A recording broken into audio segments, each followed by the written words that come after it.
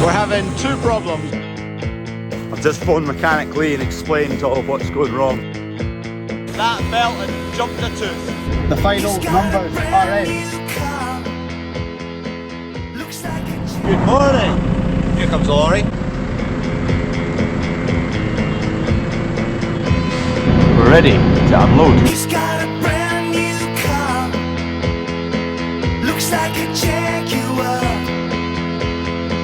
It's got leather seats. It's got a CD player.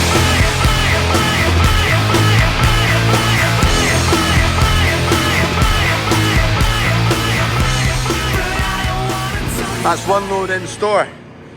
Never had any of this stuff. Diamond fertilizers, sulfur nitrogen, 26% nitrogen, 37% sulfur, 600 kilos. Happy days. We'll see what that stuff's like when we start to spread it. That's that, job done. Let's go and think about going combining now. He was a nice lorry driver. He's away to Stirling now to pick up some insulation sheets. Slightly lighter load.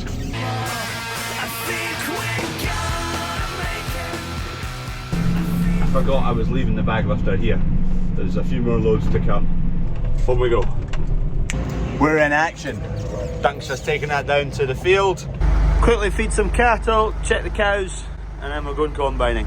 Today is the 24th of July, and we're making a start into some winter barley. The header has made it to the field. There we go. Come on, coos, out the road. Come on, I'm in a hurry. They're never in a hurry, these coos. Let's go a different way around. Everything's looking well, calves are looking well. They're starting to nibble a good bit more of cream feed now. You now notice every morning you come down there's a good bit less each time. Just doing the once over check, nothing's lying in a corner lame or worse. Oh, they give you the fright. That calf was totally flat out, not moving an inch. But he's fine. Nice Angus calf that. There's a few sitting by the gate, looking like they're wanting to get through. Flipping nettles!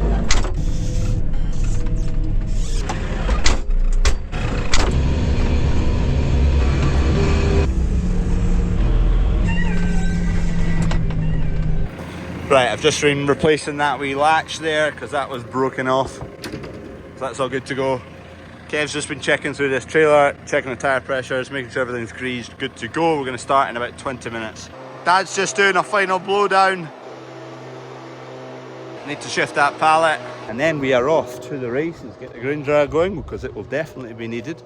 Just check the tyre pressures on here.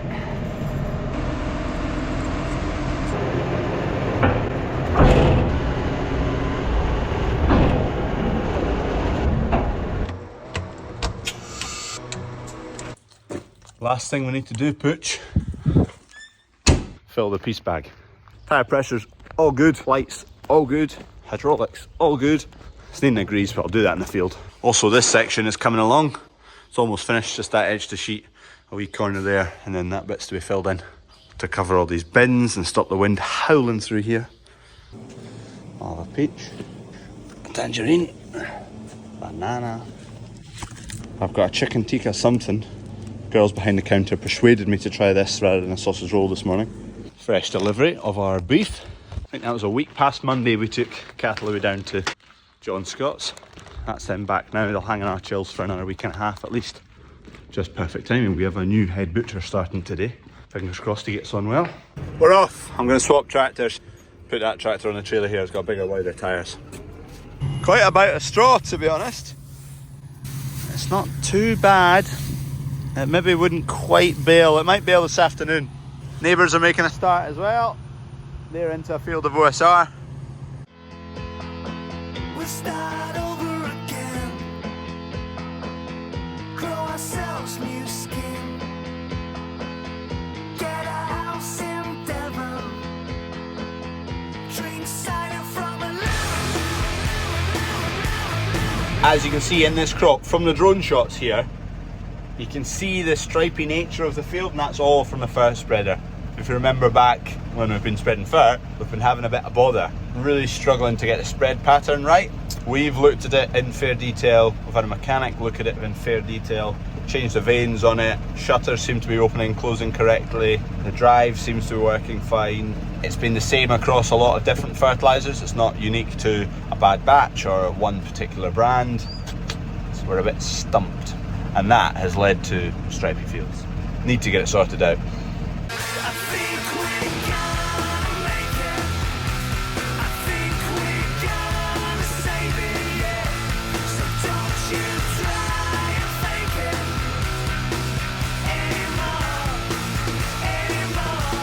I think we're gonna. We're having two problems. One, the auger's not working right. It's not opening and closing right. Slow as well.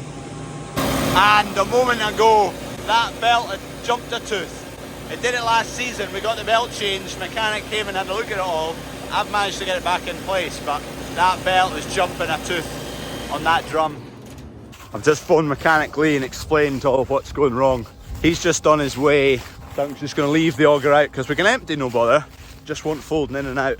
Possibly just needs calibrated butt, which is easy enough, but it's the belt problem I want Lee to have a look at. So, oh, there's a frog. Wee frog. Dunk's just going to carefully negotiate the field with the auger out. Teething issues, yo. There's always teething issues on day one. There's a few telegraph poles. Other than that, there's not too many obstacles. Right, we've got half a trailer full. So far, I think it's probably yielding okay. Need to actually check. We're weighing all this because it's at yard 3, so we need to know exactly how much comes off of here. In terms of the size of the peas, they're okay. Not the biggest, not the fullest, which is explained by the lack of sunshine over the last 2 months. I'd say it's yielding not too bad. I've no moisture meter with me, but nothing to write home about. Test it when we get back, but I would guess at 18, 19. I'll text Dad, he'll have tested it.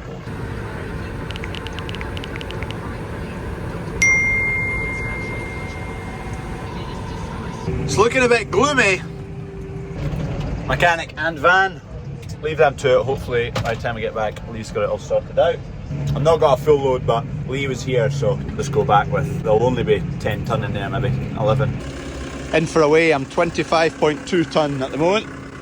I'll need to get a tear on the way back.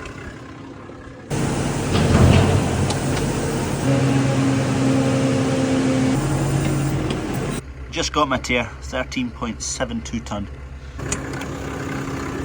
That includes a 20 kilo dog. But look at that windscreen, it's wet.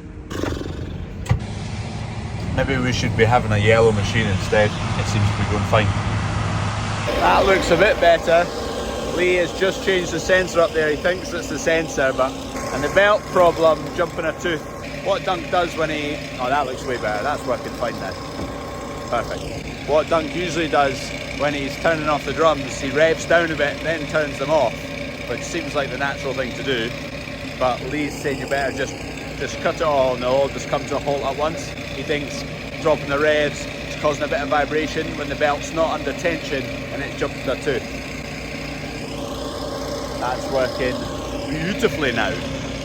Teething issues, start of the season, you always have them. Chicken tikka pasty time, I think. Oh, yeah. Well, come on. Just shy of 60 tonne in now. Dad's got the dryer going. First batch is in. Coming in at 18.5%, so we'll need to take that down to 14. I'm just going to test that load because some of that's into the body of the field now, so we'll see what kind of moisture we're playing with. Now we're off the end rig.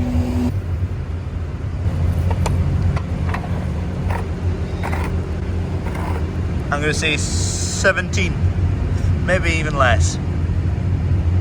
16. Beautiful. We're just doing one more to check it's not a lot of nonsense, but it did seem like somewhere under 17. 15.4. That's actually quite good. We're down and out of action right now because the combine picked up a stain and broke a couple of the fingers on the auger of the header. 3 fingers to be precise. Right, you can just make out there's a couple of fingers, there's 3 fingers missing in there. We had them off, Dad brought spares, but they were the wrong ones. So Dad's gonna go and get the right ones, but we're just gonna fit them tomorrow. It's working.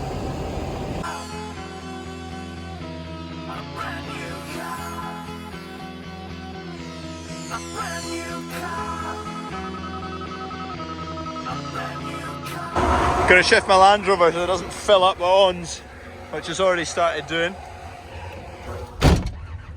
What a mess, I just cleaned it. The fan there draws a fair bit of ons and chaff and all sorts out. I shouldn't have parked it in front of the fan, to be fair. Right, we are 108 ton in so far, 8 loads. Delivery. That's batch number 2 coming off the dryer now. I think the first batch came off just a bit kind of premature. Came out about 15% moisture, so Dad's taking that second batch to 13. So by the time everything's mixed together, moisture's good. That'll all get shifted and it'll all get mixed through, and the moisture will migrate between everything. So if half of that's 13 and half's 15, it will be 14. There's not much left. I think Kev will get it all. I'm just going to sit and wait, hang fire, wait. He's going to phone me back. There's about 180 tonne off that field, 21 hectares, 8.5 tonne a hectare roughly. Ploughs his trailer off, hopefully going to bale some silage tomorrow. So we need that tractor, that can get dumped there. Dad's just hoofing this barley up.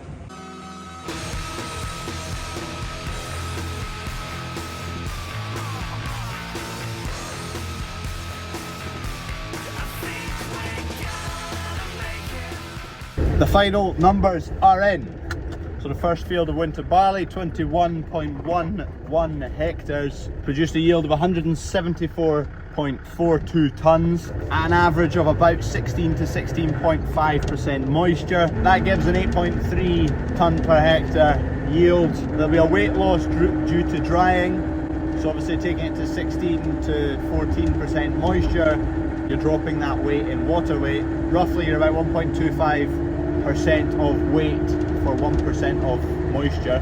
So that works out about 5 tonne roughly. So we'll call it 170 tonne, almost spot on. So after weight losses, that field averaged just shy of 8.1 tonnes a hectare. There we go, first field of harvest. Done. Need to get it baled. Hopefully we're not going to see much rain tonight, but there is some forecast. And while we've been harvesting down there, Kate Lady's been doing her own harvesting up here. Don't forget, tonight at 7:40, we're watching the big man at the swimming Olympics. Go and watch it, Duncan Scott. Come on.